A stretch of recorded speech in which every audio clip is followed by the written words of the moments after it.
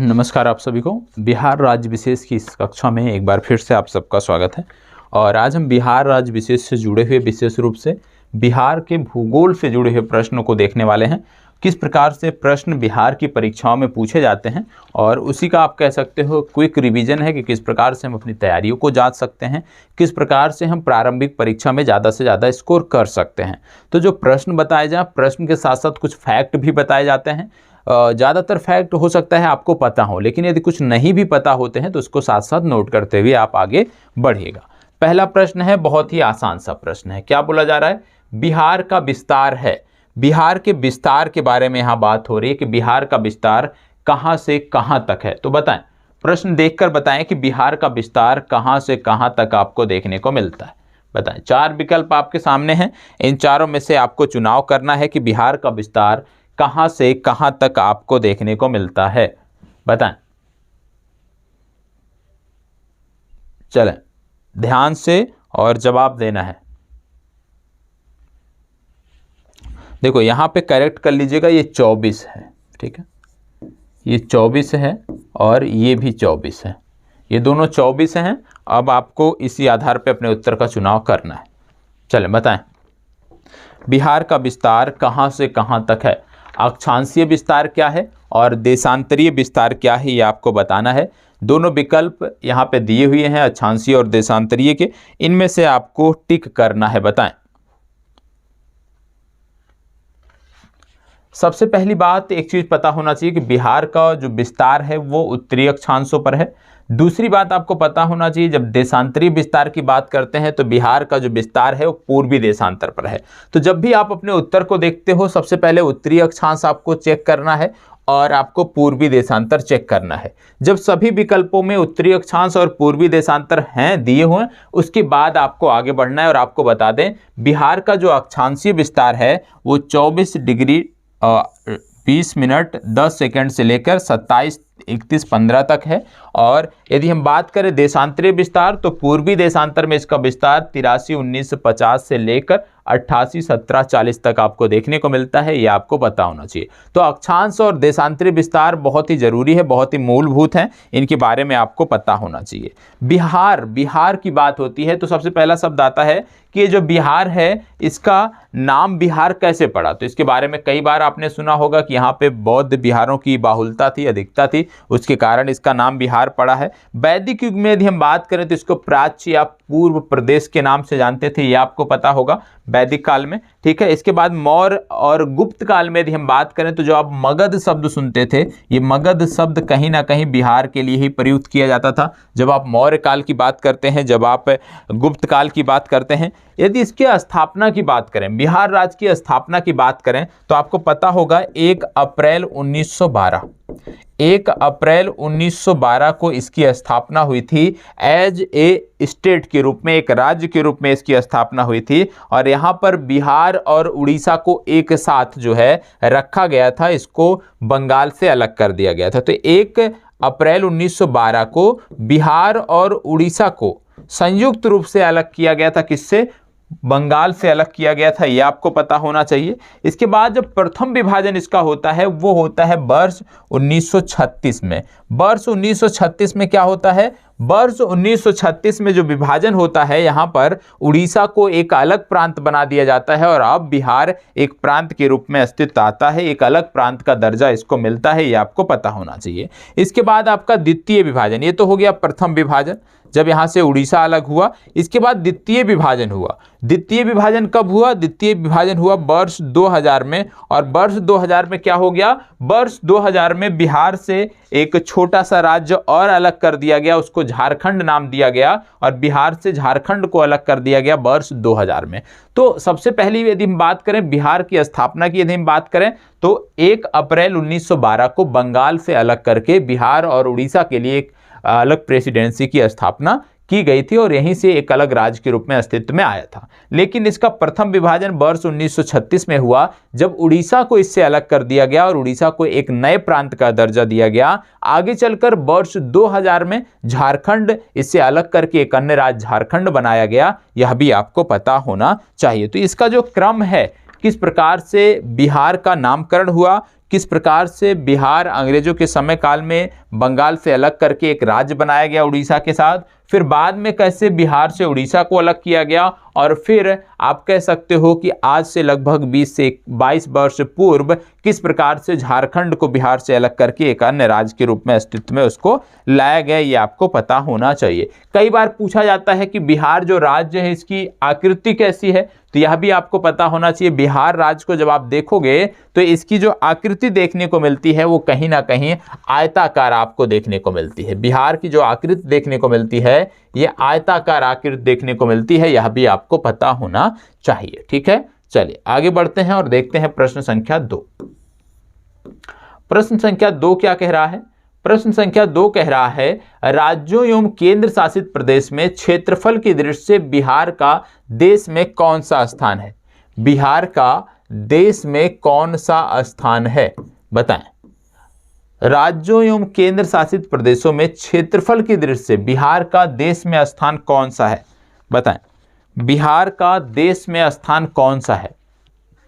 बिहार का देश में स्थान कौन सा है? किसकी दृष्टि से? केंद्र शासित प्रदेशों और राज्यों दोनों में क्षेत्रफल की दृष्टि से इसका स्थान क्या है, यह आपको बताना है। 7वां, 9वां, 10वां, 13वां, चलें बताएं। ध्यान से पढ़ना है और जवाब देना है।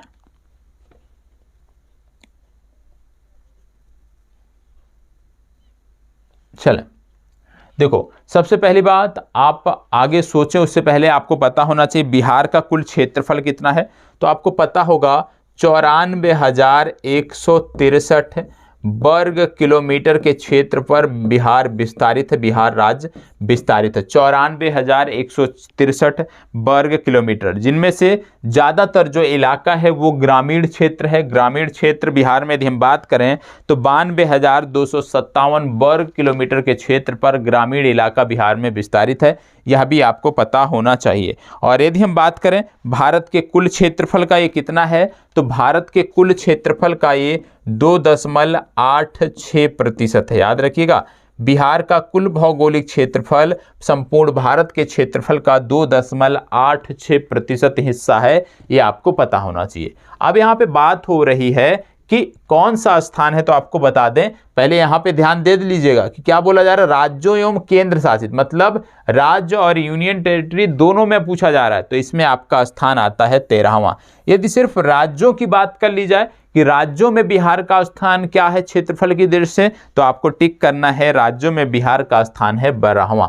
ठीक है, तो केवल राज्यों में 12वां स्थान है, लेकिन जब राज्यों के साथ साथ केंद्र शासित प्रदेशों को भी जोड़ दिया जाता है तो बिहार का स्थान हो जाता है 13वां। इसको आप रट लीजिएगा, ये आपको पता होना चाहिए।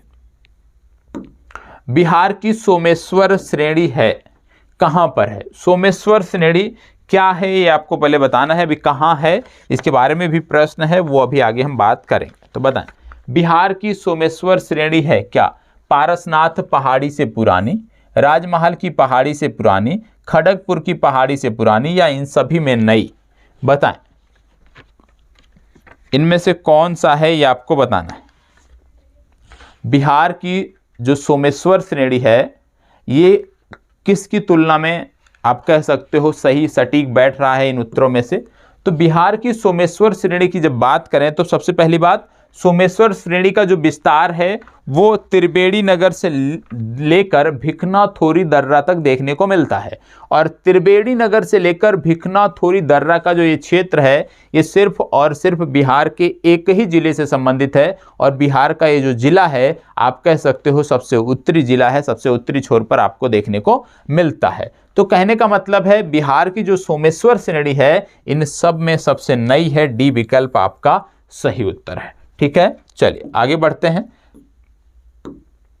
बिहार का वह जिला जिसकी सीमा नेपाल और उत्तर प्रदेश दोनों को स्पर्श करती है, बताएं। अच्छा प्रश्न है, सबको पता होना चाहिए।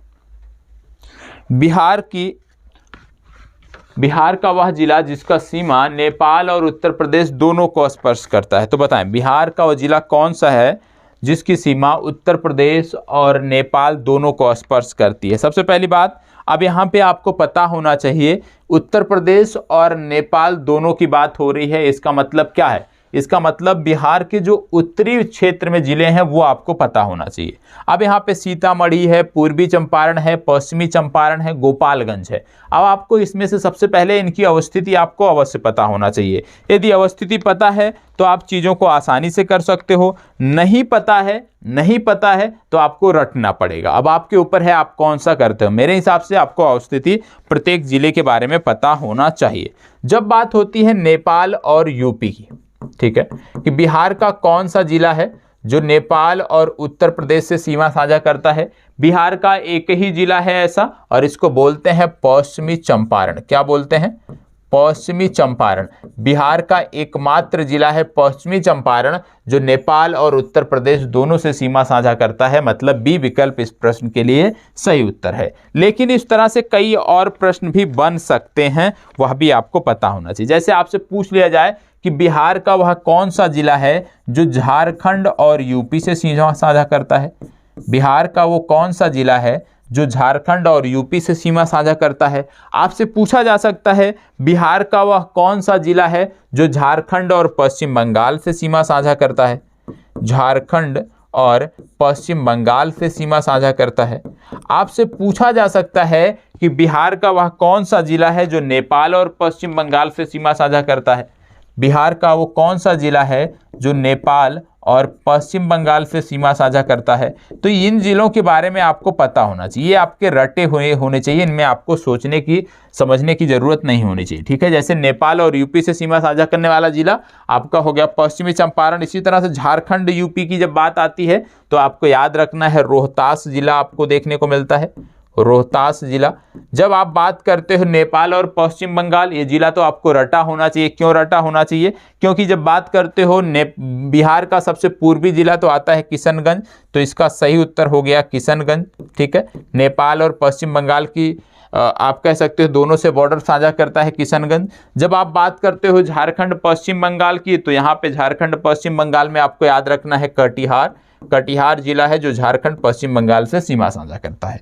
ये आपको रटे होने चाहिए। ठीक है, क्या रटा होना चाहिए कि बिहार के कुछ ऐसे जिले हैं, ये 4 जिले तो आपको याद ही होने चाहिए। ये 4 जिले क्यों याद रखने हैं? क्योंकि ये जो 4 जिले हैं ये कहीं ना कहीं या तो 2 राज्यों से सीमा साझा करते हैं या एक राज्य और एक प्रदेश से सीमा साझा करते हैं। जिनमें नेपाल पश्चिम बंगाल की यदि हम बात करें तो किशनगंज से सीमा साझा करता है। झारखंड और यूपी से लगने वाला जिला है रोहतास। झारखंड और पश्चिम बंगाल से जिला लगने वाला है कटिहार। नेपाल और यूपी से लगने वाला है पश्चिमी चंपारण। ये एकमात्र जिले हैं जो सीमा साझा करते हैं, मतलब एक से ज़्यादा जिले नहीं है कहीं भी।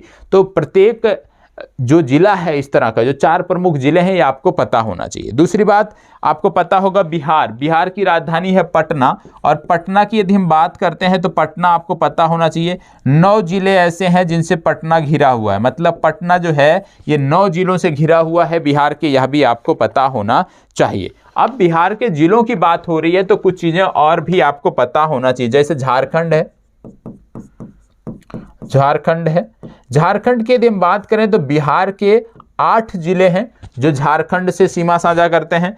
झारखंड के बाद आता है नेपाल। बिहार के 7 जिले हैं जो नेपाल से सीमा साझा करते हैं। नेपाल के बाद आता है उत्तर प्रदेश। बिहार के यदि हम बात करें तो बिहार के 8 जिले हैं जो उत्तर प्रदेश से सीमा साझा करते हैं। इसके बाद आता है पश्चिम बंगाल, और पश्चिम बंगाल की यदि हम बात करते हैं तो आपको देखने को मिलता है पश्चिम बंगाल से बिहार के 3 जिले सीमा साझा करते हैं। तो कहने का मतलब है झारखंड से 8 जिले, नेपाल से 7 जिले, उत्तर प्रदेश से 8 जिले, पश्चिम बंगाल से 3 जिले। ये जो जिले हैं ये आपको रटे होने चाहिए। इन जिलों के बारे में प्रश्न पूछा जा सकता है। कोई भी 4 जिले का नाम देके प्रश्न पूछ सकता है कि इनमें से कौन सा जिला है जो पश्चिम बंगाल से सीमा नहीं साझा करता है। तो कहने का मतलब है कि बिहार की जो अवस्थिति है, जिन राज्यों से बिहार सीमा साझा करता है, उन जिलों के बारे में आपको रटा होना चाहिए। बिहार जो नेपाल से सीमा साझा करता है, तो कौन से जिले हैं बिहार के जो नेपाल से सीमा साझा करते हैं, वो भी आपको रटे होने चाहिए, तब तो आपको सफलता मिलेगी। और प्रयास करना है कि इसी कक्षा में ही सारी चीजें याद करके जाएं। तो याद कर लीजिए, क्या नेपाल और उत्तर प्रदेश से सीमा लगने वाला जिला कौन सा है? पश्चिमी चंपारण। झारखंड और पश्चिम बंगाल से सीमा लगने वाला जिला कौन सा है? कटिहार। नेपाल पश्चिम बंगाल से सीमा साझा करने वाला जिला कौन सा है? किशनगंज। झारखंड और यूपी से सीमा साझा करने वाला जिला है रोहतास। साथ ही साथ बिहार जो है, बिहार के 8 जिले ऐसे हैं जो झारखंड और उत्तर प्रदेश से सीमा साझा करते हैं, 7 जिले ऐसे हैं जो नेपाल से सीमा साझा करते हैं, और 3 जिले ऐसे हैं जो पश्चिम बंगाल से सीमा साझा करते हैं। यह भी आपको पता होना चाहिए। ठीक है, चलिए इसको बताएं। उत्तरी बिहार का मैदान निम्नलिखित में से किस काल से संबंधित है? उत्तरी बिहार का मैदान इनमें से किससे संबंधित है, ये आपको बताना है। उत्तरी बिहार का मैदान किस काल से संबंधित है, ये आपको बताना है। चलिए जवाब दीजिएगा। उत्तरी बिहार का मैदान किस काल से संबंधित है? चतुर्थ कल्प, तृतीय कल्प, विंध्यन कल्प या 13वां? बताएं किस कल्प से संबंधित है? बिहार के मैदान की बात हो रही है, बताएं। देखो अभी मैंने आपको एक प्रश्न पहले मैंने आपको बताया, बिहार का जो कुल क्षेत्रफल है वो है 94,163 94,163 वर्ग किलोमीटर। 94,163 वर्ग किलोमीटर बिहार का कुल क्षेत्रफल है, जिनमें यदि हम बात करें तो 90,650 वर्ग किलोमीटर का जो क्षेत्र है ये मैदानी क्षेत्र है। ठीक, कितना? 90,650 वर्ग किलोमीटर का जो क्षेत्र है ये मैदानी क्षेत्र है। आप कह सकते हो बिहार के कुल क्षेत्रफल में 96.27% जो क्षेत्र है वो मैदानी है, ये आपको पता होना चाहिए।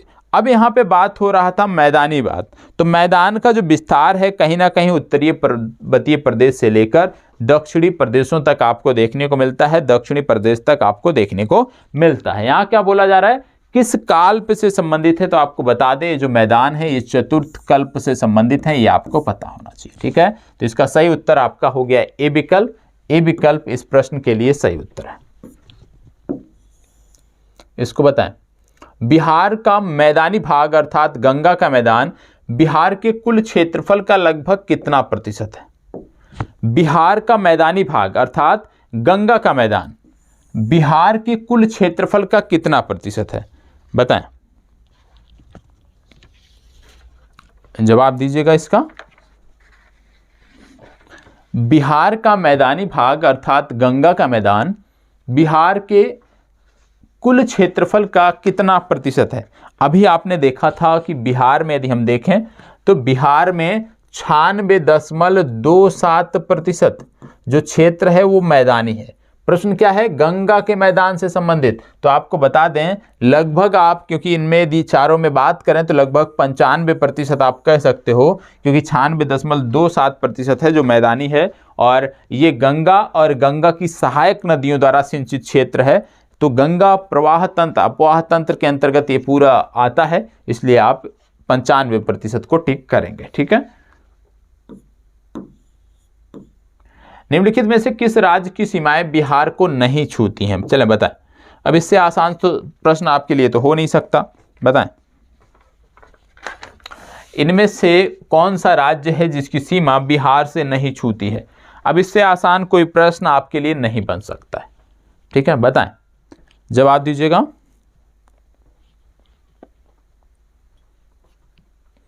चलें इसका जवाब दीजिए।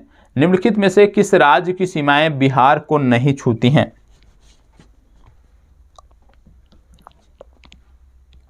निम्नलिखित में से किस राज्य की सीमाएं बिहार को नहीं छूती हैं?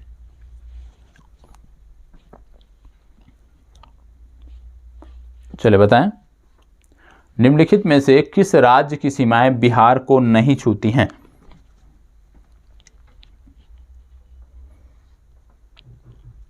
निम्नलिखित में से किस राज्य की सीमाएं बिहार को नहीं छूती हैं? देखो यहाँ पे क्या बोला जा रहा है, निम्नलिखित में से किस राज्य की सीमाएं बिहार को नहीं छूती हैं? तो इसका सही जवाब है छत्तीसगढ़, क्योंकि पश्चिम बंगाल की सीमा छूती है। 3 जिले हैं पश्चिम बंगाल के जो बिहार से सीमा साझा करते हैं। उत्तर प्रदेश के 8 जिले हैं जो बिहार से सीमा साझा करते हैं। झारखंड की यदि हम बात करें तो झारखंड के संदर्भ में आपने देखा कि 8 जिले हैं जो सीमा साझा करते हैं। तो झारखंड और उत्तर प्रदेश के 8 जिले इनसे सीमा साझा करते हैं। साथ ही साथ आपने देखा कि नेपाल भी इनसे सीमा साझा करता है, और नेपाल से 7 जिले हैं जो सीमा साझा करते हैं। तो कहने का मतलब इसका सही जवाब है छत्तीसगढ़। तो जब भी आप इसको पढ़ें तो कितने जिले सीमा साझा करते हैं और वो जिले कौन कौन से हैं उनको भी याद करने का प्रयास करें। इसको बताएं। बिहार का क्षेत्रफल संपूर्ण भारत का कितना प्रतिशत है? बिहार का क्षेत्रफल संपूर्ण भारत के क्षेत्रफल का कितना प्रतिशत है? बिहार का क्षेत्रफल संपूर्ण भारत के क्षेत्रफल का कितना प्रतिशत है? अभी मैंने आपको बताया था कि बिहार का जो क्षेत्रफल है वो संपूर्ण भारत के क्षेत्रफल के 2.86% है। सबसे पहले मैंने इसकी चर्चा की थी कि 2.86% है, तो कहने का मतलब क्या है कि बी विकल्प आपका सही उत्तर है, 2.86%। ठीक है, चलिए देखते हैं अगला प्रश्न।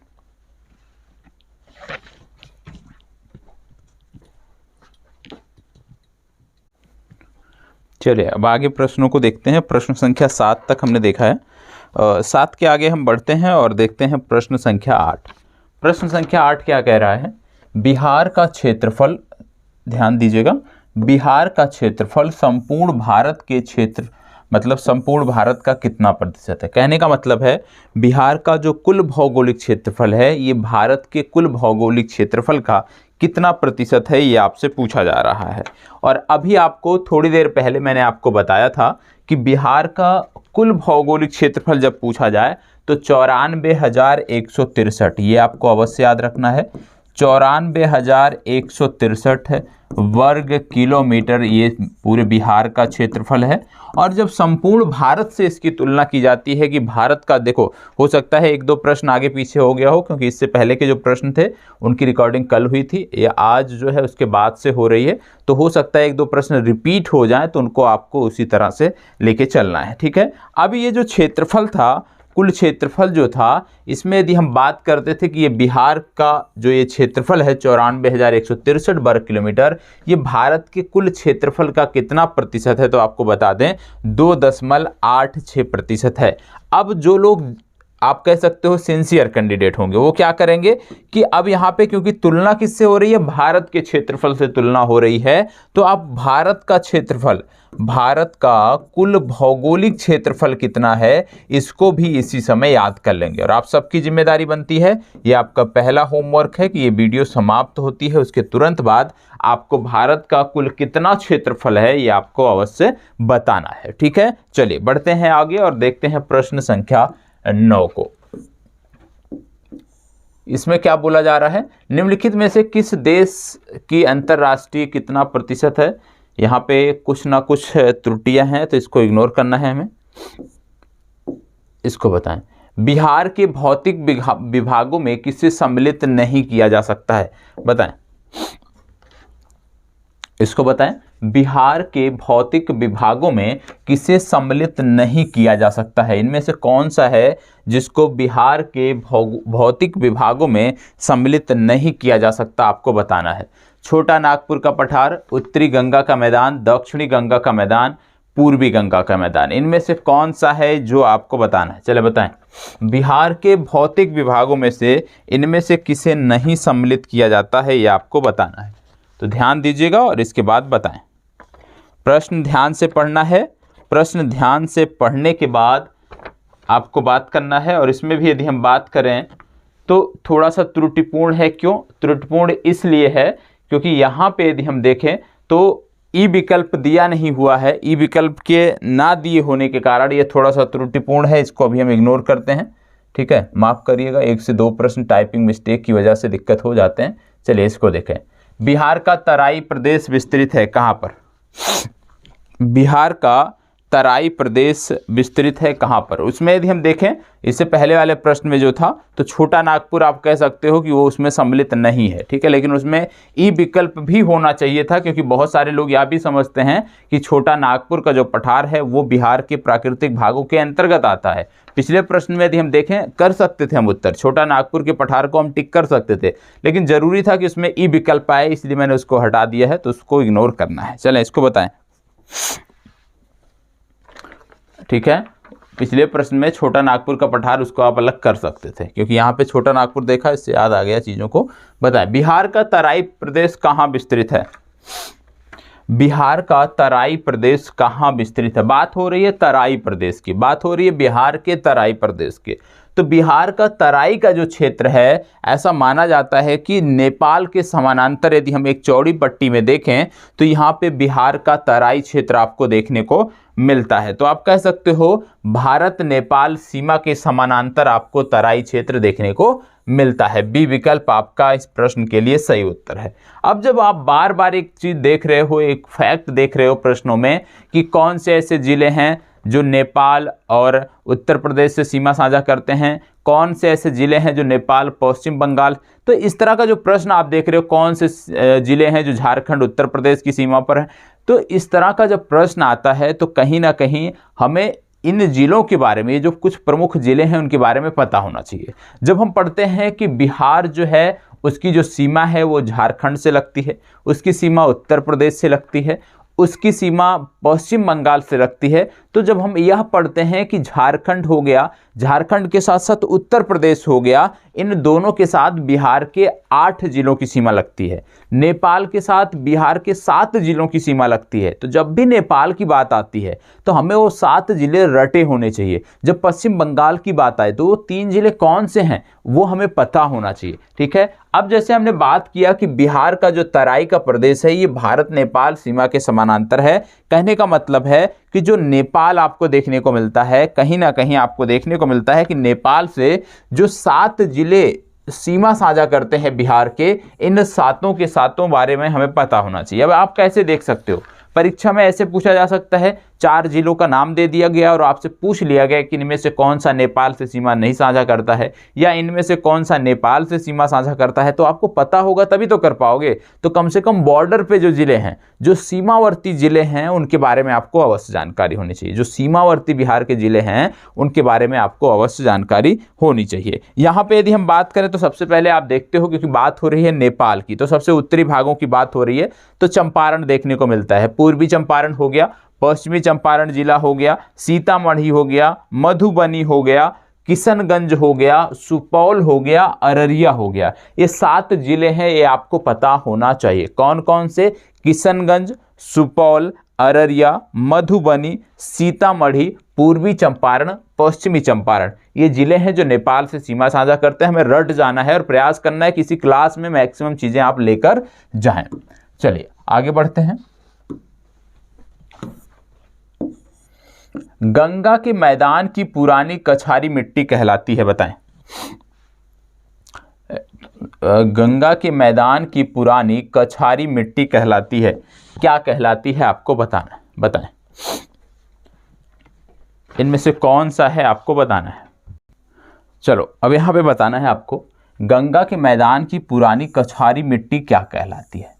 गंगा के मैदान की पुरानी कछारी मिट्टी क्या कहलाती है आपको बताना है, बताएं। गंगा के मैदान की पुरानी कछारी मिट्टी क्या कहलाती है, चलिए जवाब दीजिएगा। गंगा के मैदान की पुरानी कछारी मिट्टी क्या कहलाती है? भाबर, भांगर, खादर या खोंडोलाइट। आप जानते हो भांगर किसको बोलते हैं? भांगर कहाँ पे मिलती है? पुराने जलोढ़ को बोलते हैं। ठीक है, इसके अतिरिक्त प्राकृतिक बांध तथा दोआब के मैदान भी भांगर के अंतर्गत आते हैं। ठीक है, तो यहाँ पे बात हो रही है कछारी मिट्टी की, तो आपको बता दें इसका सही उत्तर होगा भांगर भूमि या भांगर मृदा। ठीक है, तो इसी को आप कहते हो कि पुरानी कछारी मिट्टी, तो भांगर आपको सही करना। ठीक है, ये पुराने जलोढ़ होते हैं, इसके अंतर्गत दोआब मैदान भी आते हैं। अब यहाँ पे एक शब्द लिखा हुआ है खादर। खादर की जब हम बात करते हैं, इसके बारे में भी हमें पता होना चाहिए। खादर की जब हम बात करते हैं तो इसका संबंध होता है बाढ़ प्रभावित क्षेत्रों से। मतलब खादर का मतलब होता है नवीन जलोढ़, और नवीन जलोढ़ आपको कहाँ पर मिलेगा? नवीन जलोढ़ आपको उन क्षेत्रों में मिलेगा जहाँ पर प्रतिवर्ष एक बार बाढ़ अवश्य आती है। जहाँ पर प्रतिवर्ष एक बार बाढ़ अवश्य आती है वहाँ पर आपको देखने को मिलता है खादर। तो इसका विकल्प सी जो है, यदि आपसे पूछ लिया जाए नवीनतम जलोढ़ कौन सा है तो आप खादर को टिक करते हैं। यहाँ पे क्या बोला गया? पुरानी कछारी मिट्टी क्या कहलाती है? तो इसको हम भांगर बोलते हैं, ये आपको पता होना चाहिए। ठीक है, चलो इसको बताएं। नीचे दिए गए राज्यों के क्षेत्रफल की दृष्टि से बिहार किसके समीप है? मतलब इनमें से कुछ राज्यों के क्षेत्रफल दिए हुए हैं, तो आकार तो क्योंकि हम तैयारी कर रहे हैं राज्य विशेष की, तो हमें कम से कम हर राज्य के बारे में एक रफली मैप तो हमें पता होता है। ठीक है, तो यहाँ पे क्या बोला गया? नीचे दिए गए राज्यों के में क्षेत्रफल की दृष्टि से बिहार किसके समीप है? इनमें से कौन सा राज्य है जिसके समीप आपको क्षेत्रफल की दृष्टि से बिहार दिखाई देता है? तमिलनाडु, अरुणाचल प्रदेश, पश्चिम बंगाल या झारखंड? इनमें से कौन सा है जिसके आप कह सकते हो कि उसके समान दिखाई देता है, उसके समान क्षेत्रफल आपको देखने को मिलता है? बताएं। सबसे पहली बात, आपने देखा कि बिहार का क्षेत्रफल जो है वो आयताकार है, ठीक है, और आयताकार है। वहीं दूसरी तरफ जब पश्चिम बंगाल की बात आप करते हो तो पश्चिम बंगाल का जो कुछ आप कह सकते हो जिसको चिकन नेक कॉरिडोर बोलते हैं, उसके पश्चिम का जो भाग है वो आपको देखने को मिलता है थोड़ा थोड़ा, आप कह सकते हो वर्गाकार, आप कह सकते हो। तो कहीं ना कहीं जो बिहार का क्षेत्रफल है, क्योंकि पश्चिम बंगाल जब आप देखते हो जो वर्गाकार भाग है वो तो है ही, साथ ही साथ चिकन नेक, सिलीगुड़ी का जो एरिया है उन सबको मिलाकर यदि हम देखें तो इसका जो क्षेत्रफल है, इसको रट जाना है, इसका जो क्षेत्रफल है ये आप कह सकते हो बिहार के समीप बैठता है। तो सी विकल्प इसका सही उत्तर होगा। झारखंड तो हो नहीं सकता क्योंकि छोटा सा राज्य बिहार से अलग होकर बनाया गया है। रही बात अरुणाचल प्रदेश की, तो अरुणाचल प्रदेश की जब बात करते हैं तो कहीं ना कहीं अरुणाचल प्रदेश का जो क्षेत्रफल है वो बिहार से ज़्यादा देखने को मिलता है। तमिलनाडु के संदर्भ में भी वही चीज़ें हैं। तो झारखंड, तमिलनाडु और अरुणाचल प्रदेश हो नहीं सकता, पश्चिम बंगाल इसका सही उत्तर है। इसको बताएं। बिहार राज्य की भू आकृति है लगभग, और आपको बता दें अब आपके लिए और बेहतर, आप कह सकते हो बेहतर तरीके से, अब अगली कक्षा से इस तरह के प्रीवियस ईयर के प्रश्नों की जो भी आप अगली कक्षा पाओगे, ठीक है, उसमें आपको देखने को मिलता है कि जो प्रश्नों का लेवल होगा वो कुछ अलग होगा।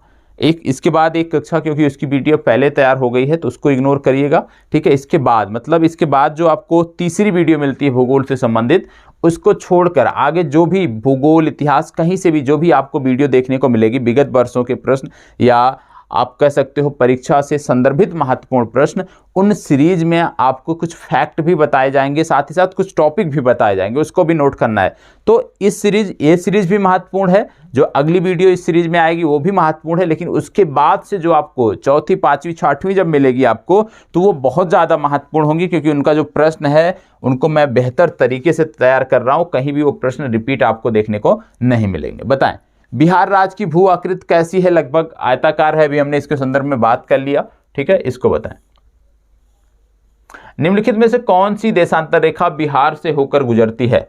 चलिए, बहुत अच्छा प्रश्न है, बहुत ही शानदार प्रश्न है, बताएं। चलिए जवाब दीजिएगा, सबको जवाब देना है। क्या बोला गया है? इनमें से कौन सी देशांतर रेखा बिहार के समीप से होकर गुजरती है? चले बताएं, जवाब दीजिएगा। बहुत अच्छा प्रश्न है, बहुत ही शानदार प्रश्न है, सबको जवाब देना है, क्योंकि सब तैयारी कर रहे हो, सबका तैयार है, तो सबको इसके बारे में बताना है। चले बताएं।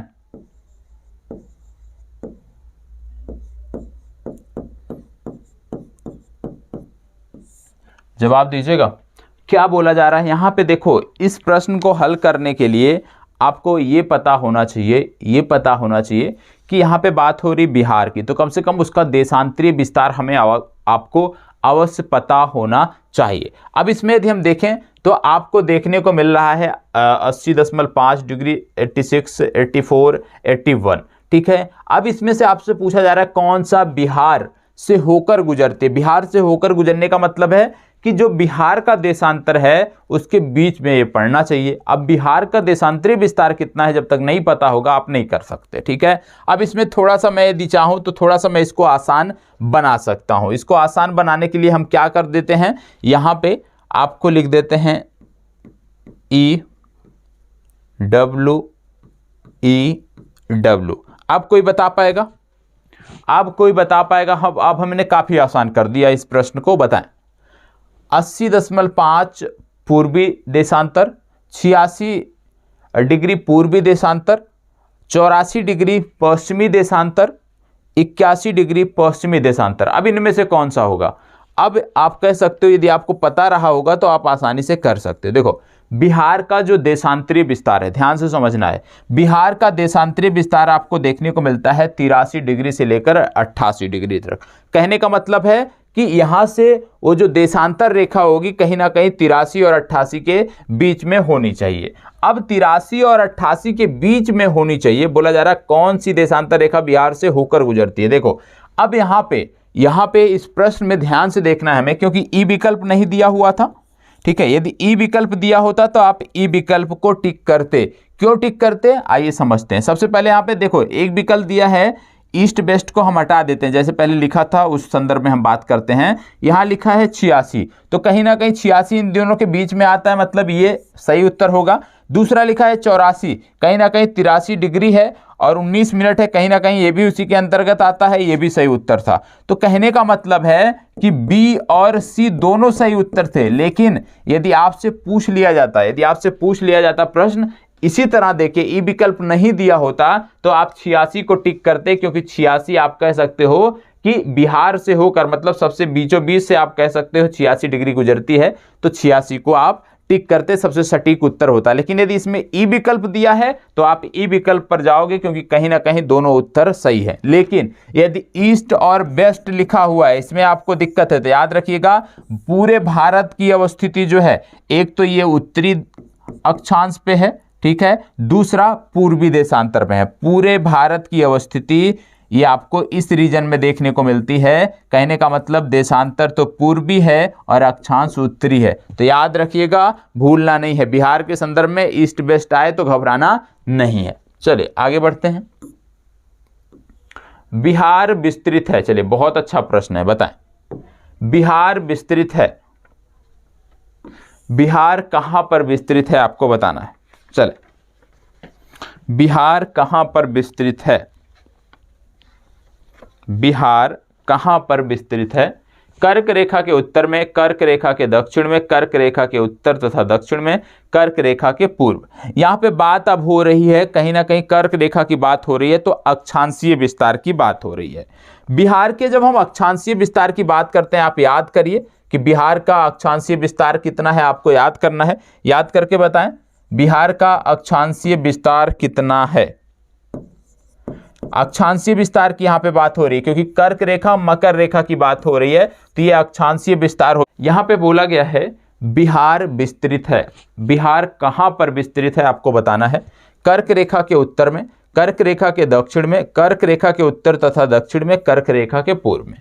अब यह जानने के लिए सबसे पहले जरूरी है कि आपके पास बिहार का अक्षांशीय विस्तार कितना है वो आपको पता होना चाहिए।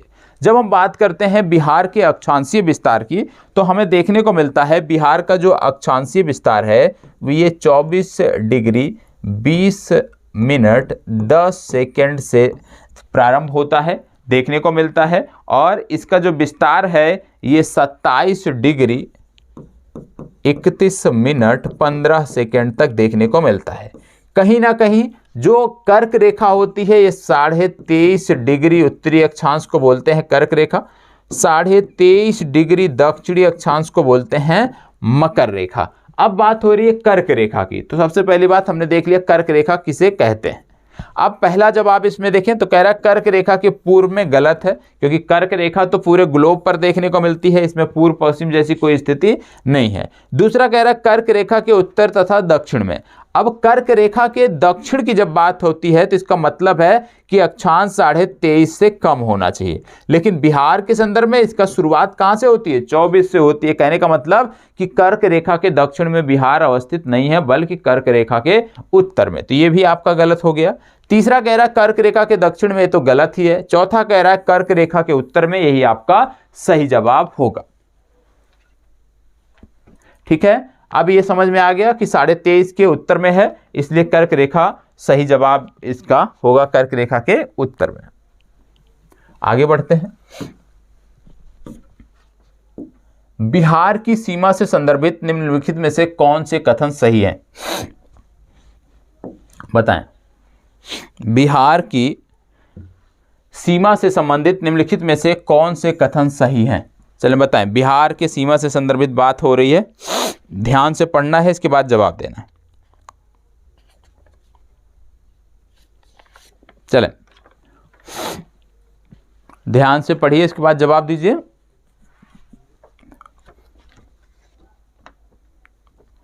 चलिए, अच्छा प्रश्न है, जवाब दीजिए। कह रहा है बिहार राज्य की सीमा को स्पर्श करने वाली भारत के राज्यों की, ये भारत लिखा है, इसको भारत है, भारत के राज्यों की संख्या 3 है। क्या कह रहा है कि बिहार राज्य की सीमा को स्पर्श करने वाली भारत के राज्यों की संख्या 3 है। दूसरा कह रहा है देश के झारखंड, उत्तर प्रदेश एवं पश्चिम बंगाल राज्य बिहार राज्य की सीमा को स्पर्श करते हैं। सत्य है, क्योंकि बिहार से जो सीमा बनाने वाले 3 राज्य हैं, झारखंड, उत्तर प्रदेश, पश्चिम बंगाल, जिसमें आपको देखने को मिलता है कि जब आप बात करते हो पश्चिम बंगाल की तो 3 जिले सीमा साझा करते हैं। झारखंड, उत्तर प्रदेश की जब हम बात करते हैं तो यहाँ पे जिलों की संख्या बढ़ जाती है, बढ़कर 8 हो जाती है। इसके बाद जब हम बात करते हैं नेपाल की, तो नेपाल के संदर्भ में जब हम बात करते हैं तो वहाँ पर आप देखते हो कि इसकी जो संख्या है वो घटकर कितनी रह जाती है, घटकर रह जाती है 7। तो ये आपको पता होगा कि नेपाल से 7 जिले सीमा साझा करते हैं, उत्तर प्रदेश और झारखंड से 8-8 जिले इसकी सीमा साझा करते हैं, और कहीं ना कहीं पश्चिम बंगाल से 3 जिले सीमा साझा करते हैं। तो कहने का मतलब पहला कथन और दूसरा कथन दोनों सत्य है। तीसरा कह रहा है सोमेश्वर की श्रेणी के शीर्ष भाग बिहार और नेपाल के बीच सीमा रेखा के रूप में जाने जाते हैं। एकदम सत्य है। कहने का मतलब उपयुक्त सभी डी विकल्प इस प्रश्न के लिए सही उत्तर है। ठीक है, आगे से जो आपको प्रश्न देखने को मिलेंगे कल से, उसमें ई विकल्प का प्रावधान कर दिया गया है। ठीक है, चलिए इसको बताएं। बिहार का वह जिला जो पश्चिम बंगाल एवं झारखंड दोनों को स्पर्श करता है, बताएं। इसके बारे में मैंने डिटेल से बताया है, तो अब यहाँ पे बताने की जरूरत नहीं है, अब आप जानकारी देंगे, बताएं। चलें, बिहार का वह जिला कौन सा है जो पश्चिम बंगाल और झारखंड दोनों को स्पर्श करता है, बताएं। पश्चिम बंगाल और झारखंड दोनों को स्पर्श करता है, वो जिला कौन सा है? चलें, देखो आपको मैंने कुछ ज़िले बताए थे जो इस तरह के हैं जिनके बारे में आपको पता होना चाहिए, जिनमें रोहतास आता है, पश्चिमी चंपारण आता है। कौन कौन से ज़िले आते हैं? रोहतास हो गया, पश्चिमी चंपारण हो गया, ठीक है, कटिहार हो गया। ये कुछ ज़िले हैं जो आपको पता होने। कटिहार के बाद जो बिहार का सबसे पूर्वी जिला है उसको भी इसी में नोट कर लीजिए, किशनगंज। ये कुछ ज़िले हैं जो आपको पता होना चाहिए हमेशा। क्यों पता होना चाहिए? जैसे रोहतास की बात करें तो रोहतास बिहार का एकमात्र ऐसा जिला है जो झारखंड और यूपी दोनों से सीमा साझा करता है। इसी तरह से पश्चिमी चंपारण एकमात्र ऐसा जिला है जो उत्तर प्रदेश और नेपाल दोनों से सीमा साझा करता है। इसी तरह से कटिहार एकमात्र बिहार का जिला है जो झारखंड और पश्चिम बंगाल दोनों से सीमा साझा करता है। इसी तरह से किशनगंज एकमात्र जिला है जो नेपाल और पश्चिम बंगाल से सीमा साझा करता है। तो ये कुछ ज़िले हैं जो आपको रटे होने चाहिए। ठीक है, ये आपके लिए महत्वपूर्ण है। जैसे मैंने बोला सीमावर्ती जो ज़िले हैं वो आपको पता होना चाहिए। जैसे यदि आपसे पूछ लिया जाए सबसे पूर्वी जिला किशनगंज, सबसे पश्चिमी जिला यदि आपसे पूछ लिया जाए तो आपको बताना है कैमूर, सबसे उत्तरी जिला पूछ लिया जाए तो पश्चिमी चंपारण, सबसे दक्षिणी जिला पूछ लिया जाए तो आपको बताना है गया। और जब बात करते हो गया की तो आपको पता होना चाहिए गया बिहार का सबसे ठंडा और सबसे गर्म जिला भी है। सबसे ज़्यादा ठंडा जिला भी बिहार है और सबसे ज़्यादा गर्म जिला भी बिहार है, यह भी हमें पता होना चाहिए। तो इस तरह से यदि हम तैयारी करेंगे तो चीज़ें हमारी बेहतर होंगी। बिहार की जब हम बात करते हैं तो आपको यह भी पता होगा कि यहाँ पे जो औसत वर्षा है वो बोला जाता है 112 सेंटीमीटर औसत वर्षा आपको बोली जाती है। जलवायु मानसूनी बताई जाती है बिहार की, यह भी आपको पता होना चाहिए। और इसके कई सारे फैक्टर हैं, कोई एक फैक्टर नहीं है मानसूनी जलवायु का। जब मुख्य परीक्षा के लिए पढ़ेंगे तो वहाँ पे हम चीज़ों को ध्यान से विधिवत देखेंगे। इसको बताएं, बिहार के उत्तर पश्चिम में स्थित हरहा नदी की घाटी को किस हरदा होना चाहिए? ठीक है, हरदा नदी की घाटी को किस नाम से जाना जाता है? ये हरदा आप कह सकते हो, हरदा। हरदा नदी घाटी को किस नाम से जाना जाता है आपको बताना है। चलें बताएं, फास्ट जवाब दीजिए। ये तो सारा आप पढ़ चुके होंगे, इसमें कुछ भी ऐसा नहीं है, ठीक है, कि आपको परेशान होने की ज़रूरत पड़े। पढ़ चुके हैं तो आप इसको फास्ट जवाब दीजिए, बताएं इसका सही जवाब क्या होगा।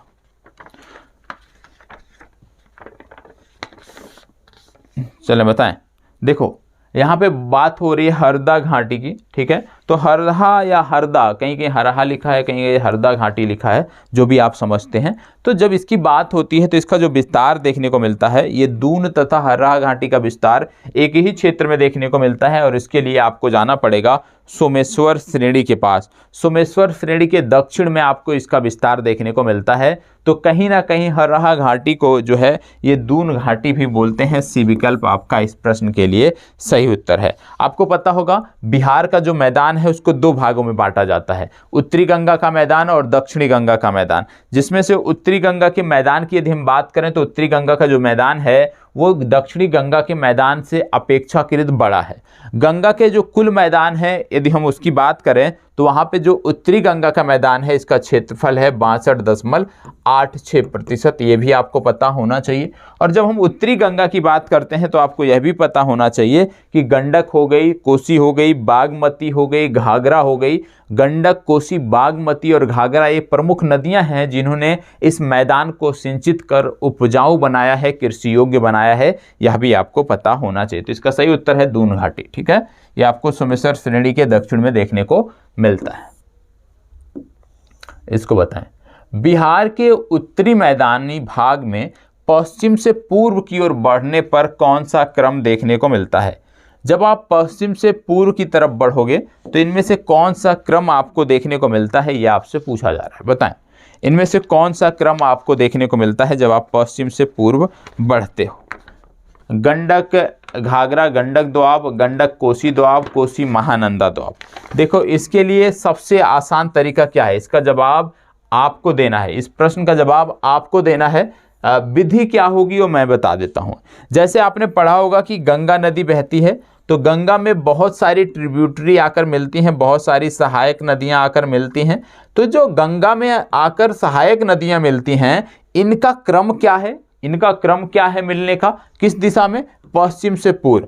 पश्चिम से पूर्व इनका क्रम क्या है? और जब आपको ये क्रम पता होगा तो इन द्वाब को आप आसानी से बता सकते हो। यदि आपको पता होगा सबसे पश्चिम में यदि हम बात करें तो कौन सी नदी गंगा में मिलती है, उसके बाद कौन सी, ये क्रम यदि आपको पता होगा तो ये द्वाब आप आसानी से टिक कर सकते हो। और यहाँ पे यदि मैं बात करूँ तो आपको बता दूँ कि यहाँ पे घाघरा, गंडक, बूढ़ी गंडक, कोसी और बागमती ये नदियाँ देखने को मिलती हैं।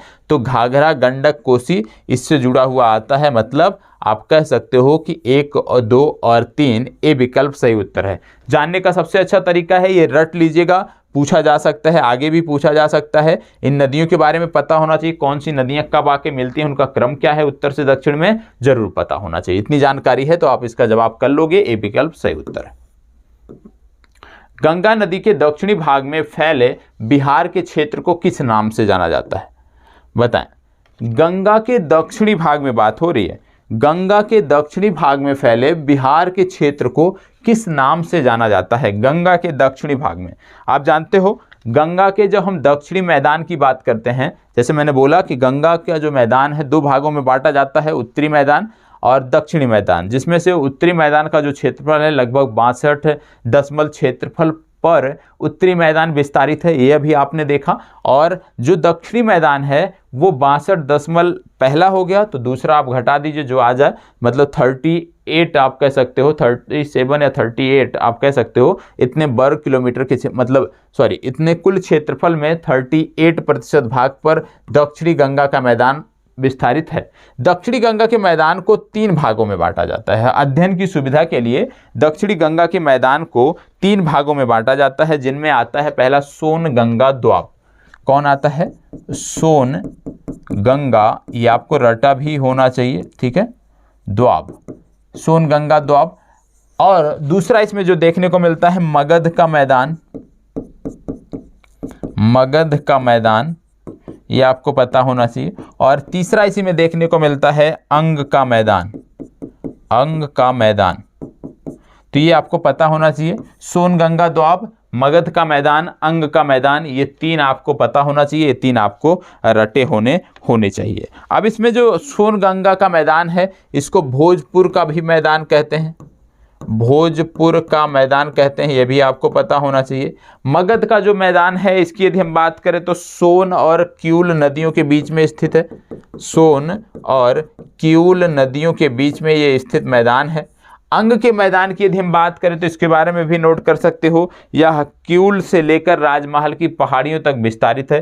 क्यूल नदी से लेकर राजमहल की पहाड़ियों तक ये विस्तारित है। तो कहने का मतलब है ये 3 मैदान आपको देखने को मिलते हैं। अब यहाँ पे क्या बोला गया है, गंगा नदी के दक्षिणी भाग में फैले बिहार के क्षेत्र को किस नाम से जानते हैं? तो आपने देखा सोनगंगा दोआब, इस नाम से भी जाना जाता है। दूसरा है मगध का मैदान, तीसरा है अंग का मैदान। कहने का मतलब है डी विकल्प इस कथन के लिए सही है, क्योंकि कहीं ना कहीं ये तीनों के तीनों जो हैं ये गंगा के दक्षिणी मैदान के एक प्रकार है। इसको बताओ, बिहार के दक्षिणी भाग में गंगा के मैदान में अवस्थित पहाड़ियां हैं। बताओ, बिहार के दक्षिणी मैदानी भाग में जो गंगा का मैदान है, कहने का मतलब बिहार में जो दक्षिणी गंगा का मैदान है उसमें जो पहाड़ियां स्थित हैं वो किस क्रम की हैं, ये आपको बताना है।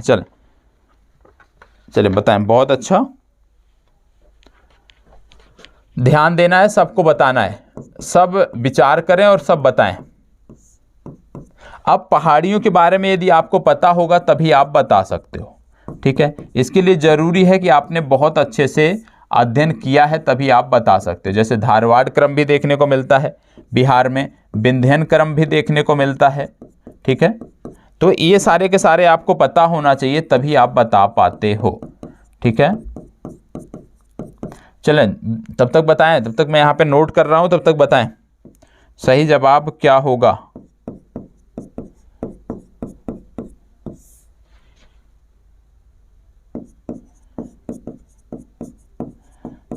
चलें, जवाब दीजिए।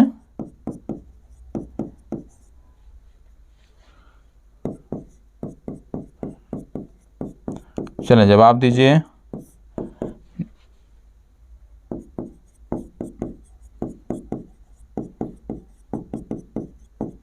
देखो, बिहार के संदर्भ में जब हम मैदानों की बात करते हैं तो आपको देखने को मिलता है मैदानी भाग में जो चट्टानें देखने को मिलती हैं 4 क्रम आपको देखने को मिलता है। धारवाड़ क्रम, विंध्यन क्रम, टर्शियरी क्रम और क्वाटरनरी क्रम। इसमें से क्योंकि बात हो रही है दक्षिणी भाग में, ठीक है, गंगा का जो मैदान है उसके दक्षिणी भाग की बात हो रही है, मतलब दक्षिणी गंगा के मैदान की बात हो रही है। और जब दक्षिणी गंगा के मैदान की बात हो रही है तो यदि आप में चट्टानों की यदि हम बात करें तो 2 चट्टानें बाहर निकल जाती। कौन कौन सा? पहला क्वाटरनरी बाहर निकल जाता है, दूसरा टर्शियरी बाहर। क्यों? क्योंकि जो टर्शियरी क्रम की चट्टानें हैं ये बिहार का जो हिमालयी क्षेत्र है वहां पर देखने को मिलती हैं। क्वाटरनरी क्रम की जो चट्टानें हैं ये हिमालय के हिमालयी क्षेत्र में आपको देखने को मिलती हैं। बचा धारवाड़ और विंध्यन। धारवाड़ की यदि हम बात करते हैं तो धारवाड़ क्रम की जो चट्टानें हैं ये दक्षिणी पूर्वी बिहार के क्षेत्र में देखने को मिलती हैं, और विंध्यन क्रम जो है ये दक्षिणी पश्चिमी बिहार के क्षेत्र में देखने को मिलता है। धारवाड़ क्रम जो दक्षिण पूर्वी भाग में देखने को मिलता है, इसमें यदि हम बात करें तो मुंगेर हो गया, जमुई हो गया, नेवादा हो गया, ये 3 क्षेत्र हैं जहां पर ये क्रम आपको धारवाड़ क्रम देखने को मिलता है। दूसरी तरफ यदि हम बात करें दक्षिणी पश्चिमी बिहार में विंध्यन क्रम की चट्टानों की बात करें तो यहां पे आपको देखने को मिलता है सोन कैमूर नदी घाटी। तो सोन कैमूर नदी घाटी के क्षेत्र में आपको विंध्यन क्रम दक्षिण पश्चिमी बिहार में देखने को मिलता है। तो कहने का मतलब है इस प्रश्न में क्या पूछा गया है? इस प्रश्न में पूछा गया दक्षिणी मैदानी गंगा के मैदान में, दक्षिण में गंगा के मैदान में अवस्थित पहाड़ियां हैं। तो बिहार में दक्षिण में गंगा के मैदान में जो अवस्थित पहाड़ियां हैं उनकी यदि हम बात करें तो यह है धारवाड़ कालीन क्वार्टजाइट। ए विकल्प आपका सही उत्तर होगा, ठीक है। ए विकल्प आपका सही उत्तर होगा, क्योंकि दक्षिण की बात हो रही है तो धारवाड़ होगा या तो विंध्यन होगा, ठीक है। लेकिन जिस क्षेत्र में ये बात कर रहे हैं वहां पे धारवाड़ क्रम होगा, ये आपको पता होना चाहिए। सोमेश्वर की पहाड़ी निम्न में से किस जिले में अवस्थित है? सोमेश्वर की पहाड़ी निम्न में से किस जिले में अवस्थित है आपको बताना है। चले बताएं। सोमेश्वर की पहाड़ी निम्न में से किस जिले में स्थित है? फास्ट जवाब दीजिए। सोमेश्वर की पहाड़ी निम्न में से किस जिले में स्थित है ये आपको बताना। सोमेश्वर की पहाड़ी निम्न में से किस जिले में स्थित है ये आपको बताना है। देखो, सोमेश्वर श्रेणी की बात हो रही है और सोमेश्वर श्रेणी के बारे में कई बार प्रश्न बना है और आगे भी बन सकता है। देखो, सबसे पहले आपने सुना होगा त्रिवेणी नगर, शायद आपने सुना होगा। तो पश्चिमी चंपारण का जो क्षेत्र है, पश्चिमी चंपारण में आप इसका विस्तार देखने को मिलता होगा। ठीक है, कल मैंने करंट अफेयर्स में भी चर्चा किया था कि कहां से कहां तक विस्तार देखने को मिलता है सोमेश्वर श्रेणी का। तो आप में से सभी को बताना है कि सोमेश्वर श्रेणी का जो विस्तार है, क्योंकि ये तो स्पष्ट हो गया पश्चिमी चंपारण में है, लेकिन किन दो स्थानों के बीच आपको देखने को मिलता है ये भी आपको कमेंट बॉक्स में बताना है। त्रिवेणी नगर मैंने कल आपको बताया था, यदि याद हो तो त्रिवेणी नगर आप बता सकते हो कि त्रिवेणी नगर से, ठीक है, त्रिवेणी नगर से एक स्थान मैंने बताया था भिकना थोरी दर्रा, यदि आपको याद हो भिकना थोरी दर्रा। तो सोमेश्वर श्रेणी जो देखने को मिलती है ये त्रिवेणी नगर से भिकना खोरी दर्रा जो है ये इन दोनों स्थानों के बीच में देखने को मिलती है। और चाहे आप बात करो त्रिवेणी नगर की, चाहे आप बात करो भिकना थोरी दर्रे की, दोनों के दोनों पश्चिमी चंपारण में स्थित हैं, इसलिए पश्चिमी चंपारण आपका सही उत्तर होगा। ठीक है, और इसकी जो कुल लंबाई है बहुत ज़्यादा नहीं है, लगभग 74 किलोमीटर आप कह सकते हो लंबी ये श्रेणी है, ये आपको पता होना चाहिए। तो किस जिले में स्थित है? पश्चिमी चंपारण आपका सही उत्तर हो गया। समुद्र तल से बिहार की औसत ऊंचाई कितने मीटर है? चलो बताएं, समुद्र तल से बिहार की औसत ऊंचाई कितने मीटर है ये आपको बताना है। मीटर में पूछा गया है। देखो सबसे पहले आपको पता होना चाहिए, जब भी इस तरह का प्रश्न बनता है तो ध्यान में देना है कि मीटर में पूछा गया है या फीट में पूछा गया है। मीटर में पूछा गया होगा तो दूसरा जवाब होगा, फीट में पूछा गया होगा तो दूसरा जवाब होगा। बताएं, यहाँ पे मीटर में पूछा गया तो आपको बता दें ये 53 मीटर ऊंची है, इसको फीट में भी कन्वर्ट कर लीजिएगा। इसको बताएं, बिहार का विस्तार पूर्व से पश्चिम में अधिकतम कितना किलोमीटर है? चलिए जवाब दीजिए। बिहार का विस्तार पूर्व से पश्चिम में अधिकतम कितना किलोमीटर है ये आपको बताना है। चल, पूर्व से पश्चिम में कितना किलोमीटर है? चलिए जवाब दीजिएगा, पूर्व से पश्चिम में कितना किलोमीटर है या उत्तर से दक्षिण में कितना किलोमीटर, ये भी आपको पता होना चाहिए। तो बिहार का विस्तार पूर्व से पश्चिम की बात हो रही है। पूर्व से पश्चिम जो विस्तार देखने को मिलता है ये है 483 किलोमीटर। रट जाइएगा, बिहार का विस्तार 483 किलोमीटर पूर्व से पश्चिम देखने को मिलता है। यदि आपसे पूछ लिया जाए कि बिहार का विस्तार उत्तर से दक्षिण कितना देखने को मिलता है, तो याद रखना है 345 किलोमीटर ये उत्तर से दक्षिण विस्तार देखने को मिलता है। तो बिहार का विस्तार पूर्व से पश्चिम में 483 किलोमीटर और उत्तर से दक्षिण में 345 किलोमीटर, ये आपको पता होना चाहिए।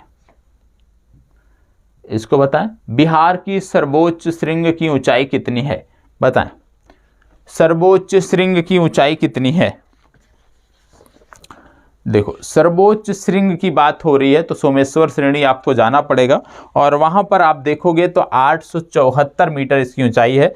सी विकल्प आपका सही उत्तर। ये देखो इस तरह के फैक्ट हैं कि आपको रटे होने चाहिए, तो 874 आप रट लीजिएगा। इसको बताएं, निम्नलिखित में से बिहार का कौन सा भू आकृतिक खंड झारखंड के साथ अपनी सीमा साझा नहीं करता है? इनमें से कौन सा खंड है जो आप कह सकते हो बिहार का वह कौन सा खंड है जो झारखंड के साथ सीमा साझा नहीं करता?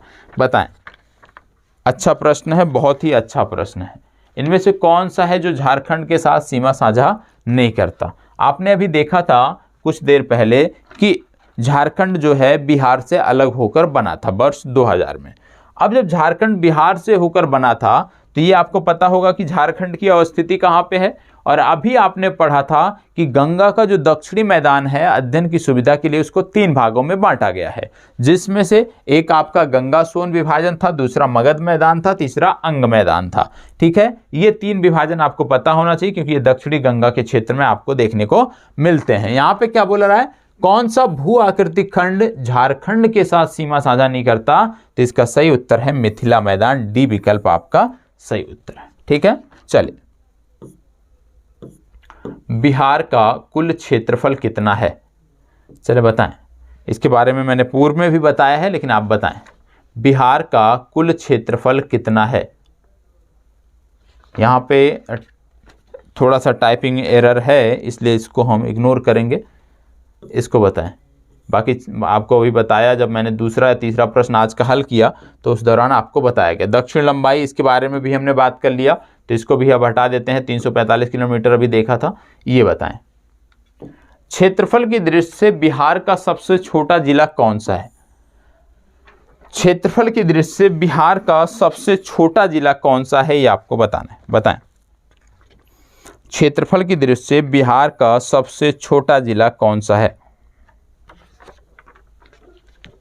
चलो बताएं, क्षेत्रफल की दृष्टि से बिहार का सबसे छोटा जिला कौन सा है? शिवहर, शेखपुरा, लखीसराय या अरवल? आप जानते हो कि बिहार का सबसे छोटा जो जिला है वो है शिवहर।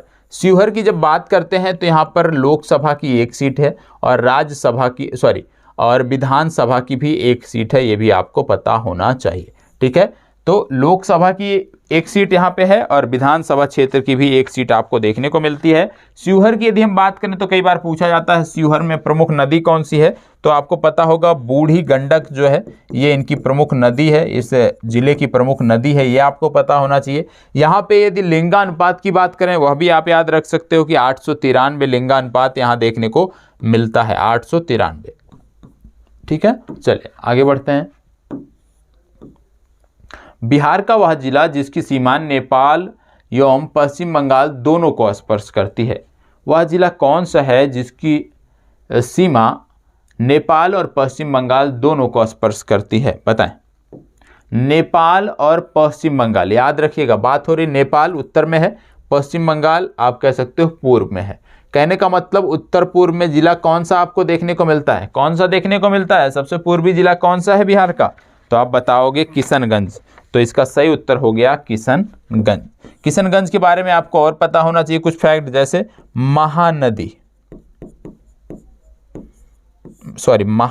नदी आप कह सकते हो, महानंदा नदी के किनारे स्थित है, मतलब महानंदा नदी जो है ये इस जिले की प्रमुख नदी है, ये आपको पता होना चाहिए।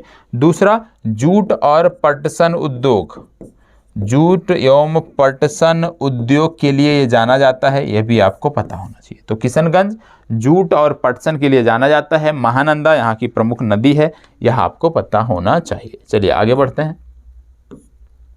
जिसका शीर्ष भाग बिहार और नेपाल के बीच सीमा रेखा के रूप में जाना जाता है, कौन सा है? वह कौन सा है जिसका शीर्ष भाग बिहार और नेपाल के बीच सीमा के रूप में जाना जाता है? अभी इसकी चर्चा भी हमने किया था, फिर भी बता दीजिए कौन सा है। हालांकि इसकी चर्चा भी हुई है। देखो ये है सोमेश्वर श्रेणी, सी विकल्प इसका सही उत्तर है। ठीक है, इसको बताएं, बिहार में दियारा भूमि किसे कहा जाता है? बिहार में दियारा भूमि किसे कहा जाता है, ये आपको बताना है। बताएं, दियारा भूमि किसे कहा जाता है? ये दियारा भूमि होता क्या है?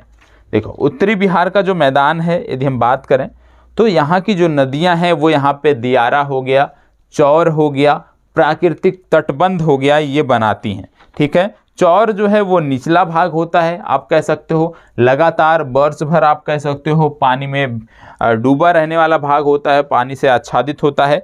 इस भाग में खास प्रकार की स्थलाकृतियाँ दियारा का भी निर्माण होता है। दियारा का मतलब क्या है यहाँ पे बताएं?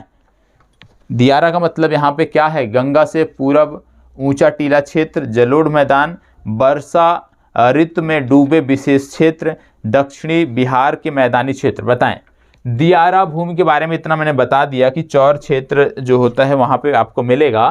तो आपको बताना है कि इसका जवाब क्या होगा। इसका जवाब क्या होगा, ये आपका होमवर्क है, सभी को बताना है। ये आपका होमवर्क है, इसका जवाब क्या होगा आप कमेंट बॉक्स में बताओगे। नहीं पता है तो अगले दिन मैं आपको बताऊंगा।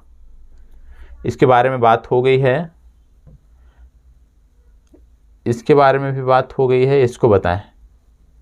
बिहार में, और तो आपको पता है बिहार का, देखो यहाँ पे क्या बोला गया, बिहार का औसत उच्चतम तापमान कहाँ पाया जाता है? आप सबको पता है कि बिहार का सबसे ज़्यादा ताप यदि हम देखें तो गया में, सबसे कम तापमान भी यदि हम देखें तो गया में पाया जाता है। तो इस बारे में हम बात नहीं करेंगे। ठीक है, हाँ इसकी बात हम कर सकते हैं कि बिहार में सर्वाधिक वर्षा प्राप्त करने वाला क्षेत्र कौन सा है? बताएं, बिहार में सर्वाधिक वर्षा प्राप्त करने वाला क्षेत्र कौन सा है? चलें फास्ट जवाब दीजिएगा। और आज के जो प्रश्न थे आप कह सकते हो इजी लेवल था।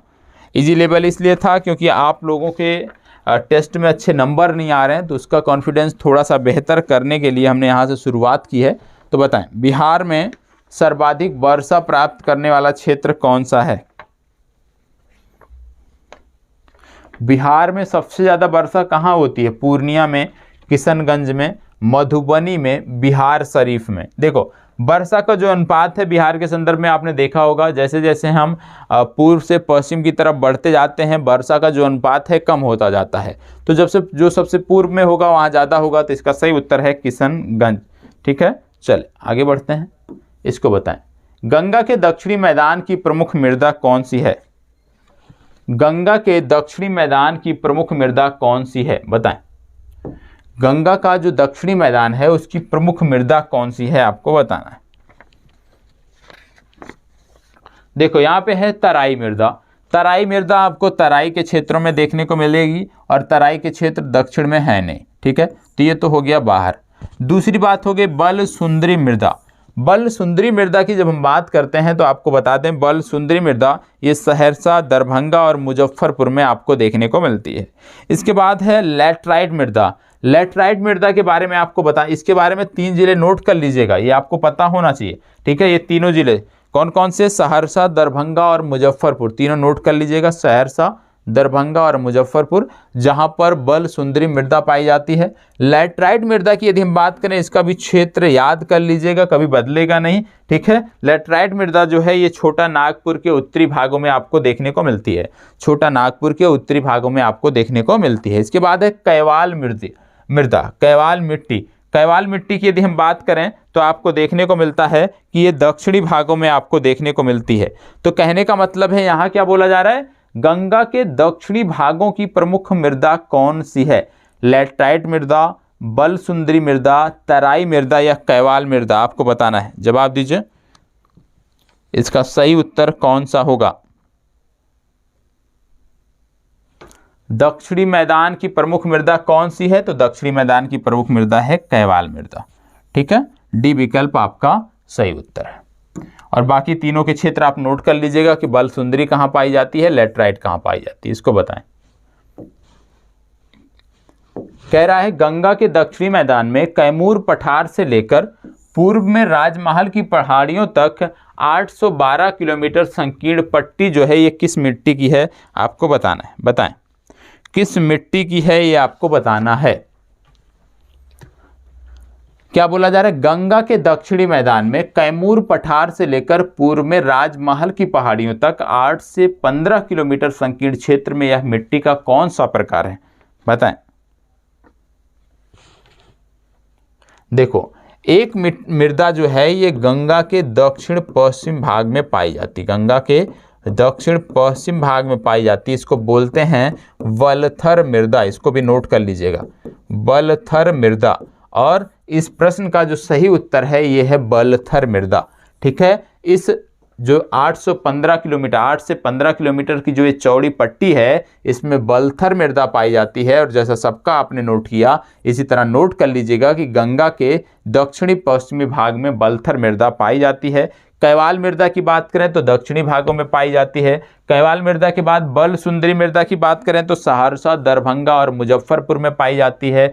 तराई मृदा की बात करें तो तराई क्षेत्रों में पाई जाती है। लैटराइट मृदा की बात करें तो आपको छोटा नागपुर के उत्तरी भाग में आपको देखने को मिलती है।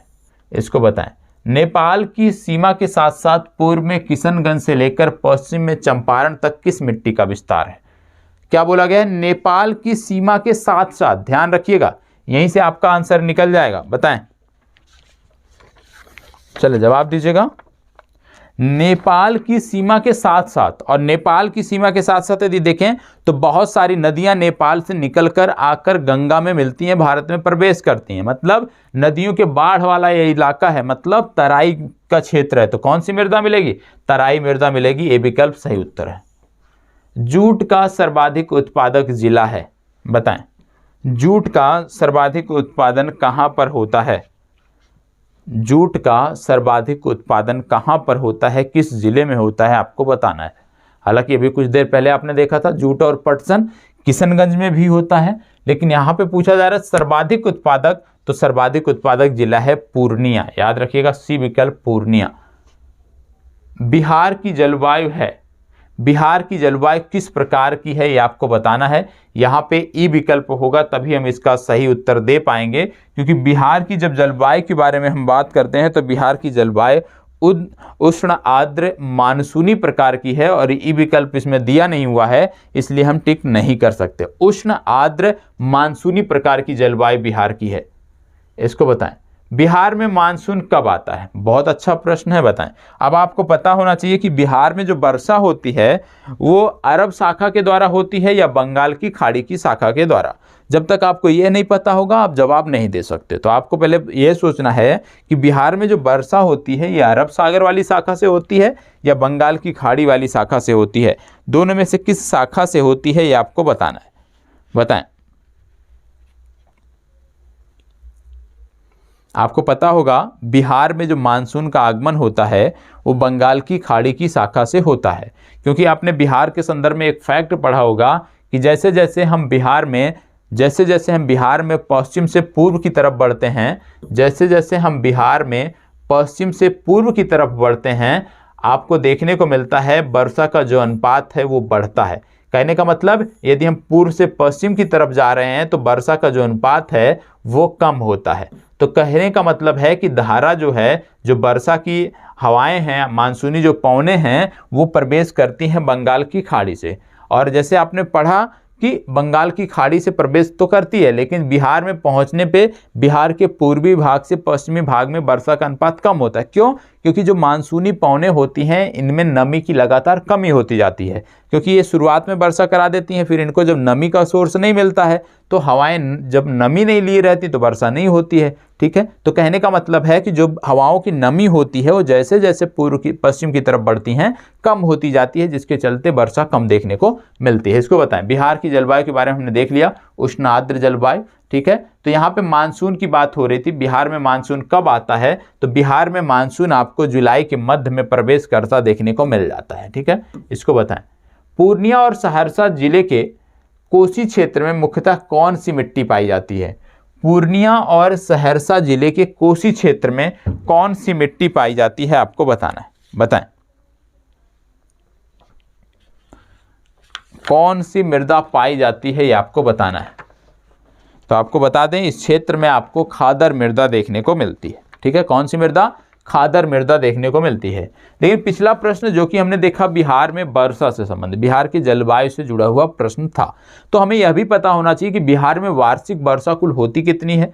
तो बिहार में जब वार्षिक वर्षा की बात करते हो तो आप नोट कर सकते हो 1013 मिलीमीटर वार्षिक वर्षा आपको बिहार में देखने को मिलती है। यदि आपसे पूछ लिया जाए कि बिहार में सबसे ज़्यादा जो वर्षा है किस शाखा द्वारा होती है, तो आपको बताना है सबसे ज़्यादा बिहार जो वर्षा प्राप्त करता है वो बंगाल की खाड़ी की शाखा द्वारा होता है। और आप कह सकते हो कि दक्षिणी पश्चिमी मानसून से सबसे ज़्यादा बिहार वर्षा ग्रहण करता है, और बिहार जो वर्षा प्राप्त करता है उसका लगभग आप यदि हम देखें तो 85% जो हिस्सा है वो दक्षिणी पश्चिमी मानसून के माध्यम से होता है। हालांकि लौटती हुई जो मानसून है, लौटती हुई जो पवनें हैं उसके द्वारा भी कुछ वर्षा हो जाती है शरद ऋतु में, और लगभग 15% माना जाता है कि इस तरह से होती है। इसको बताएं। नवीन जलोढ़ मिट्टी बिहार के किस जिले में पाई जाती है? नवीन जलोढ़ मिट्टी बिहार के किस जिले में पाई जाती है? देखो, अब आपको पता होना चाहिए कि इनमें से कौन सा जिला, क्योंकि नवीन जलोढ़ की बात हो रही है तो कौन सा जिला इसमें बाढ़ प्रभावित है। क्योंकि जो जिला बाढ़ प्रभावित होगा, जहां पे प्रतिवर्ष नदियों द्वारा बाढ़ लाई जाती होगी, वहीं पर आपको नवीन जलोढ़ देखने को मिलता है। तो यहाँ पे सहरसा की बात करें, पूर्णिया की बात करें, दरभंगा की बात करें, तो आपको देखने को मिलता है कि ये जो तीन के तीनों जिले हैं, तीनों के तीनों बाढ़ से प्रभावित होते हैं। कहने का मतलब है कि बिहार में जलोढ़ मृदा इन तीनों में पाई जाती है। डी विकल्प सही उत्तर है। बिहार में लेटराइट मिट्टी किस भाग में पाई जाती है? अभी मैंने आपको बताया था कि लेटराइट मिट्टी, बलसुंदरी मिट्टी, तराई मिट्टी, ठीक है, बलथर मृदा कहाँ पाई जाती है, सबके क्षेत्र भी मैंने आपको बताया और प्रयास भी किया कि आपको याद हो जाए। तो यदि याद हुआ है तो बताएं कहाँ पाई जाती है, कहाँ पाई जाती है।